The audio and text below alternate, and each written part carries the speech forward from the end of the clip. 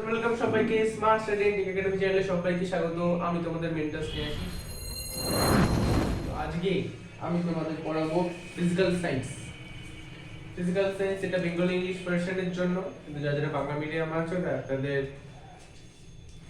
কোনো ব্যাপার না, তোমরাও এটা দেখো, আমি তোমাদের এটা ট্রান্সলেট করে দেবো, ঠিক আছে? তো আজকে আমি পড়াবো মেনলি ফার্স্ট চ্যাপ্টার, যেটা সব স্টুডেন্টের যেটা ভয় থাকে যে ফার্স্ট চ্যাপ্টারটা স্যার কি করে হবে, ফার্স্ট চ্যাপ্টার সবগুলোই স্যার কনসেপ্ট বুঝে হবে, ফার্স্ট চ্যাপ্টারটা কি করে হবে। দেখো, ফার্স্ট চ্যাপ্টারটা একটুখানি বুঝতে হবে তোমাদের। ফার্স্ট চ্যাপ্টার যা যা যা থাকে না সেগুলো তোমরা ইজিলি পারবে বিভিন্ন চ্যাপ্টারের তুলনা থেকে। আর এখানে বেসিক কয়েকটা আছে, কয়েকটা রিঅ্যাকশন আছে, বাদ বাকি সব তোমরা করতে পারবে, ঠিক আছে?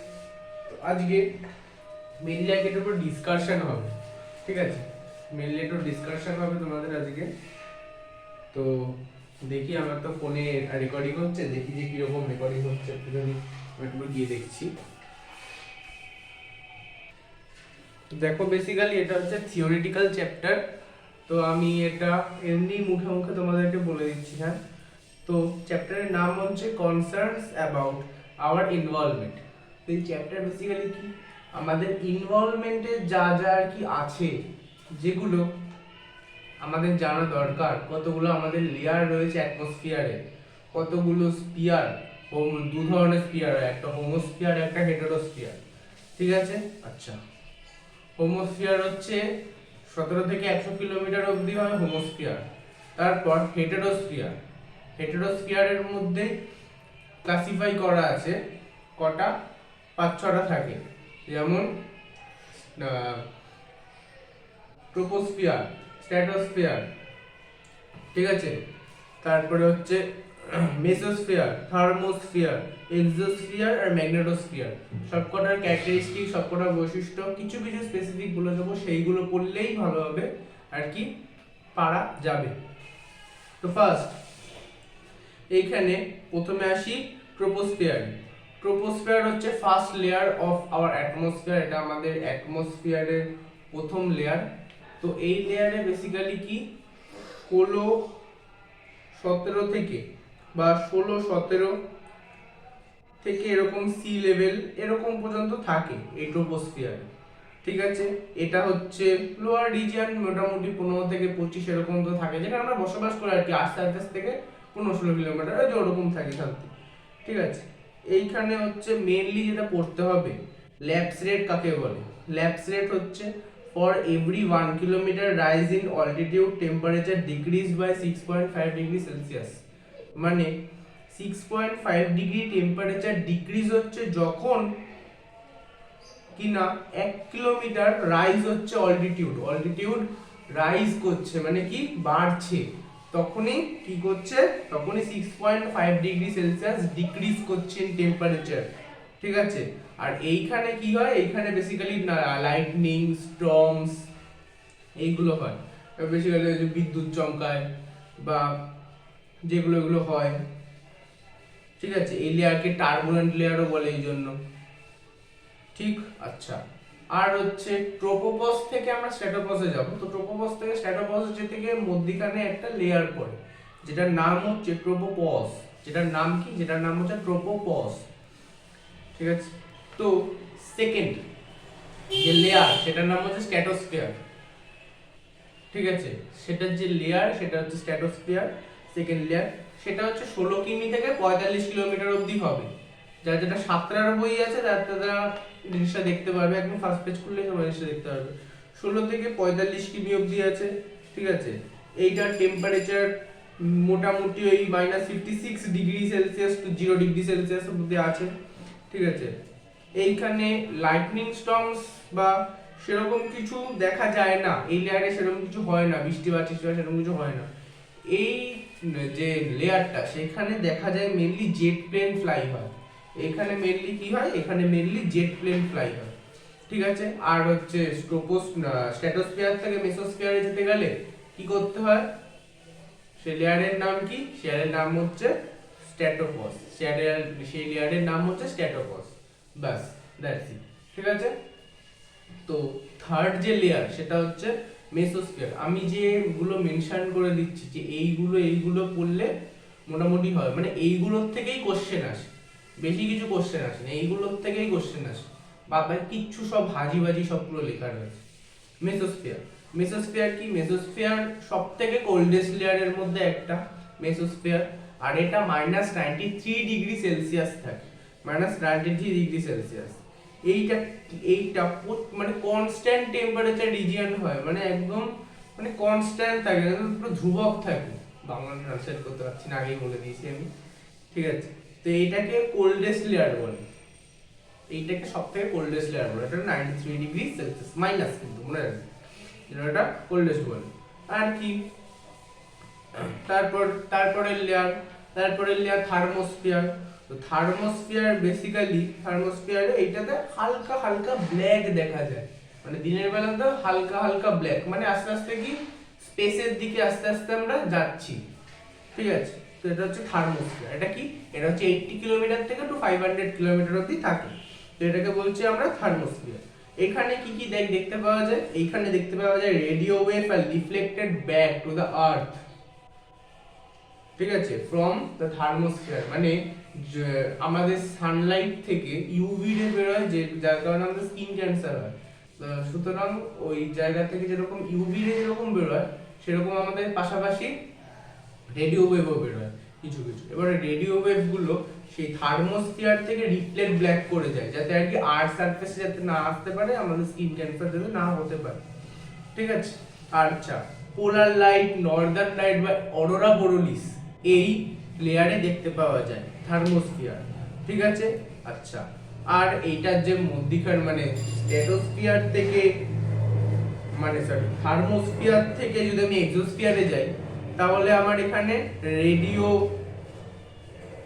যে লেয়ারটা, মানে রেডিও ওয়েভ তো এখানে করে, এখানে পুরো মানে রিফ্লেক্ট ব্যাক করে দেয়। এবার এই যে লেয়ারটাকে বলা হয় থার্মোপস, লেয়ারটাকে বলা হয় থার্মোপস, ঠিক আছে? আর এইখানে এই লেয়ারে কিন্তু একটা জিনিসও দেখতে পাচ্ছি, সেটা হচ্ছে স্পেস স্টেশন। এই লেয়ারে আর্টিফিশিয়াল যে স্পেস স্টেশন গুলো আছে সেইখানে সেগুলো এখানে দেখতে পাওয়া যায়। আর তারপরেরটা আছে এক্সোস্ফিয়ার। এক্সোস্ফিয়ার 1200 ডিগ্রি থেকে 1600°C। এখানে হচ্ছে আর্টিফিশিয়াল স্যাটেলাইট, স্পেস স্টেশন এইগুলো দেখতে পাওয়া যায়, মানে ওখানেও স্পেস স্টেশন দেখতে পাওয়া যায়, এখানেও স্পেস, মানে ওই আর কি ওই রিজিয়নটা দেখতে পাওয়া যায়। আর এটা হচ্ছে থার্মোপস, যেটা আমরা জানি এক্সোস্ফিয়ার থেকে ম্যাগনেটোস্ফিয়ারে এক্সোপস বা, ঠিক আছে? এবার ম্যাগনেটোপস 750 থেকে 10,000, 750 থেকে 10,000 কিলোমিটার। আচ্ছা, এই লেয়ারে মেইনলি দেখতে পাওয়া যায় band align radiation belt. Band align radiation belt কোথায় পাওয়া যায়? মেসোস্ফিয়ারে দেখতে পাওয়া যায়। ব্যাস, দ্যাটস ইট, আর কিচ্ছু করতে হবে না। আর এখানে অনেকগুলো হাবিজাবি আছে, তোমরা যারা তোমাদের জায়গায় সাঁতরার বই আছে তারা দেখতে পারবে। Variation of temperature, pressure and altitude দরকার নেই, শুধু সেইটুখানি পড়ে রাখবে যে ল্যাপস রেট কাকে বলে, এটুখানি পড়ে রাখবে, শুধু ল্যাপস রেট কাকে বলে, ব্যাস, আর কিচ্ছু দরকার নেই। কনভারসেশন অফ স্টর্মস এগুলো তোমরা জিওগ্রাফিতেও পেয়ে যেতে পারো। সি ব্রিজ, ল্যান্ড ব্রিজ এগুলো সব চ্যাপ্টার 2-3 তে থাকে, সি ব্রিজ, ল্যান্ড ব্রিজ। তারপর ওজোন লেয়ার। ওজোন লেয়ার কি? ওজোন লেয়ার হচ্ছে লোয়ার লেভেল অফ স্ট্র্যাটোস্ফিয়ার। স্ট্র্যাটোস্ফিয়ারের যে লোয়ার লেভেল, মানে যদি আমি বলি এবার স্ট্র্যাটোস্ফিয়ার যদি শুরু হচ্ছে, স্ট্র্যাটোস্ফিয়ার যে শুরু হচ্ছে ঠিক ওই জায়গাটাকে বলছে। তো এই লেয়ারটাকে বলে ওজোন লেয়ার বা ওজোনোস্ফিয়ার। এইখানে 450 মানে 450 ডিইউ মানে ডপসন ইউনিট, যেটা কি unit of ozone gas, unit of density of ozone gas, ঠিক আছে? ডপসন ইউনিট দিয়ে মেজার করা হয়। এইটা বললে formation of ozone layer, formation of ozone লেয়ারে যেগুলো কম্পোনেন্ট আছে সেইগুলো পড়তে পারো। আচ্ছা, ডিস্ট্রাকশন অফ ওজোন লেয়ার, আচ্ছা ওজোন হোলস কাকে বলে, যেগুলো আর কি O3 গ্যাস যেগুলো আর কি প্রডিউস হচ্ছে, সেই ওজোনের ডিস্ট্রাকশন বা ডিপ্লেশন হচ্ছে কোন লেয়ার, সেই জায়গাটা পড়বে। তারপরে ওজোন হোল কাকে বলে সেই জায়গাটা পড়বে। একটুখানি এক্সাম্পল গুলো দেখে যাবে, যে হ্যালোন বা অক্সিজেন, নাইট্রোজেন, বাদ বাকি কিছু এখানে পড়তে হবে না। বাদ বাকি রোল অফ সিএফসি যে ইকুয়েশন গুলো আছে সেইগুলো একটু দেখে যেতে পারো। তারপর রোল অফ সানরাইজ, সেই সানরাইজ গুলো একটু পড়বে।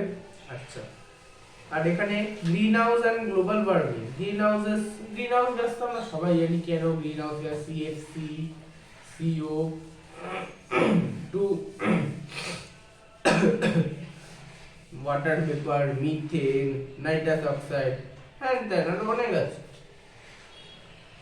2 থেকে 4 ডিগ্রি, আরে এইগুলো সব থিওরিটিক্যাল ব্যাপার, এইগুলো নিজেকে এগুলো পড়তে হবে, এইগুলো সেরকম কিছু নেই। আরে হ্যাঁ আরেকটা জিনিস এইখানে দেখবে আমাদের পেজ নাম্বার 5 আছে ইংলিশ ভার্সনে, দেখবে green house effect and global warming 1.1.3, ওই জায়গাটা দেখবে একটা ছক মতো একটা করে দেওয়া আছে, একটা একটা এরকম পাই চার্টের মতো একটা করে দেওয়া আছে। ওই পাই চার্টের ওখানে দেওয়া থাকবে কার কোন গ্যাসের কত কি পার্সেন্টেজ, ওইটা কিন্তু ভালোভাবে দেখে যাবে, ওটা কিন্তু কোশ্চেন আসে যে কার্বন ডাই অক্সাইডে অ্যাটমসফিয়ারে পার্সেন্টেজ কত, সেটা কিন্তু বলতে হবে, সেটা হচ্ছে 49%। ঠিক আছে, আর এখানে মেজার্ড এগুলো সব বানিয়ে বানিয়ে ওগুলো লেখা যায়, এগুলো অত বেশি নেই। এবার হচ্ছে rational uses of energy. Fossil fuel আমাদের জানা জিনিস, ফসিল ফুয়েল জীবাশ্ম একটা হাজার হাজার মিলিয়ন পর মিলিয়ন বছর পর কি হয়, চাওয়া পড়ে থাকলে সেখান থেকে আমরা কাঠ কয়লা বা এরকম কিছু পেতে পারি, এটাকেই বলে ফসিল ফুয়েল। আর calorific value of fuel, calorific value of fuel, calorific value of fuel হচ্ছে the heat energy produced by complete combustion of unit mass or unit volume of a fuel is called calorific value of the fuel। মানে এটা একটা unit value, একটা unit value হচ্ছে কিসের, fossil fuel বা fuel, তাকে বলছে ক্যালোরিফিক ভ্যালু অফ ফুয়েল। ঠিক আছে, এসআই তে হচ্ছে জুল পার কিলোগ্রাম, সিজিএস এ হচ্ছে ক্যালোরি পার গ্রাম। কি আছে, ক্যালোরিফিক ভ্যালু অফ ফুয়েলটা কিন্তু ইম্পর্টেন্ট আছে। হ্যাঁ, ক্যালোরিফিক অফ ভ্যালু কি বলছি, calorific value of fuel, SI unit কি, এসআই ইউনিট হচ্ছে joule per KG, joule per KG. আর সিজিএস ইউনিট এটা কিন্তু জাস্ট একটা স্ল্যাশ, হ্যাঁ, আর সিজিএস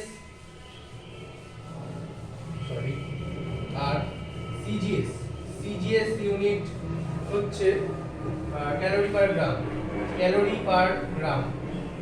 ঠিক আছে, ক্যালোরি পার গ্রাম, আর এসআই হচ্ছে জুল পার কেজি। এই জিনিসটা একটু মনে রাখতে হবে। সাস্টেনেবল ডেভেলপমেন্ট, আমাদের ফিউচার জেনারেশনের জন্য যেটা আমাদের বাঁচিয়ে রাখা উচিত, যেসব এনার্জি গুলো, যেসব জিনিসপত্রগুলো, যেসব আমাদের না বাঁচালে fossil fuel alternative sources of energy, সেইগুলো আমরা যেগুলো বাঁচিয়ে রাখা উচিত সেইগুলোকে বলছে সাস্টেনেবল ডেভেলপমেন্ট। ঠিক আছে, তারপর হচ্ছে ইউজেস অফ দু ধরনের হয়, অল্টারনেটিভ আর রিনিউয়েবল এনার্জি। অল্টারনেটিভ মানে কি, যেগুলো আমরা এমনি পাচ্ছি আর যেগুলো করা যাবে। রিনিউয়েবল কি, রিউজ, রিসাইকেল, এগুলো আমরা পড়েছি চ্যাপ্টার 4 জিওগ্রাফি ওয়েস্ট, এখনো পড়িনি, এগুলো পড়ব 2027 এর মাধ্যমিকের কথা বলছি। characteristics of alternative energy, যারা ইজি অ্যাভেলেবল করা যায়, যেরকম example solar energy, uses of wind energy, uses of tidal energy, biomass, biogas, এইগুলোই মেইনলি বেসিক্যালি। ঠিক আছে, তো এইবার আছে এখানে getting of electricity for West. Biofuel কাকে বলে, গ্যাস হোল কেন হয়, which is produce less polluting fuel in cars এর জন্য। মিথেন ফ্রম কোল মাইন থেকে মিথেন কেন বার করে দেওয়া হয়, ঠিক আছে, কারণ ওখানে রিঅ্যাকশন হয়ে কি হতে পারে, বড়সড় একটা দুর্ঘটনা ঘটে যেতে পারে, যার জন্য মিথেন গ্যাস ওখান থেকে তোলা হয়। ওখান দিয়ে কিন্তু মিথেন গ্যাস তোলা হয়, কোল বার করে তারপরে কিন্তু মিথেন গ্যাস তোলা হয় না ওর জন্য। ঠিক আছে, তারপর হচ্ছে মিথেন হাইড্রেট কি, it is a white crystalline solid looking like ice, molecular formula. Wait, methane hydrate, right, তো মিথেন হাইড্রেট ব্যাপারটা কি বলছি, মিথেন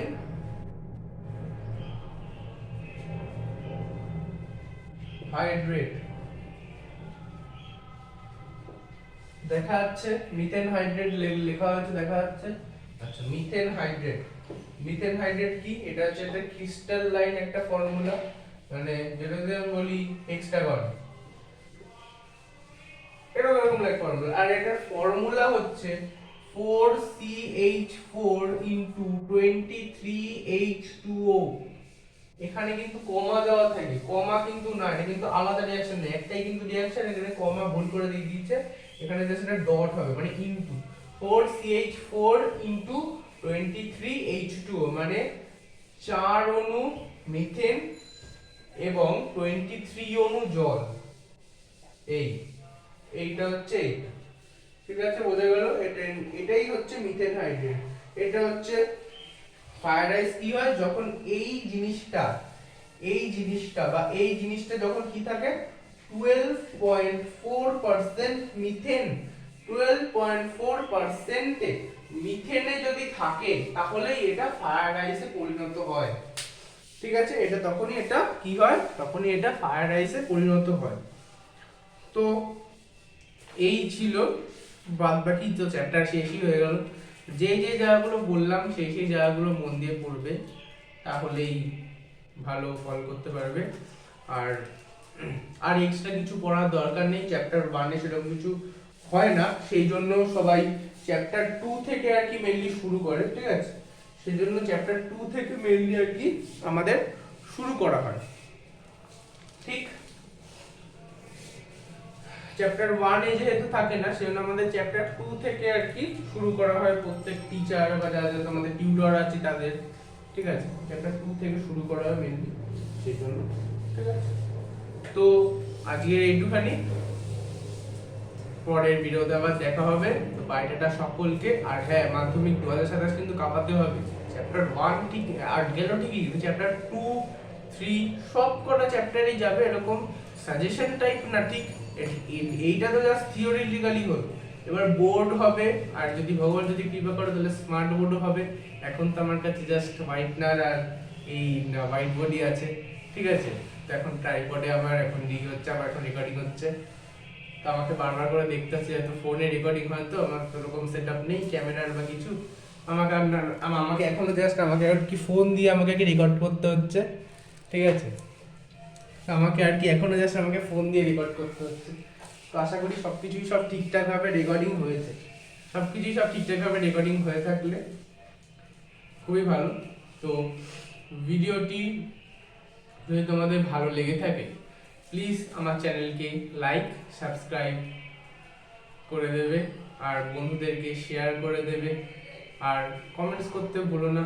দেখো, এটা আমাদের নতুন চ্যানেল, তো যদি কোনো ভুল ত্রুটি যদি কোনো থেকে থাকে আমার কনভারসেশনে বা আমার কথাবার্তাতে, বা আমি যা যা পড়িয়েছি কিছু তোমরা না বুঝতে পারলে কমেন্ট করো, আমি ঠিক রিপ্লাই দেবো, ঠিক আছে?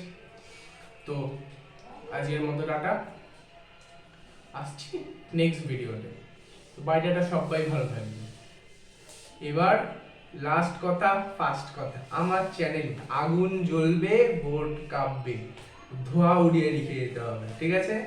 ধোঁয়া উড়াতেই হবে। তো চলো, জয় ধামাকা।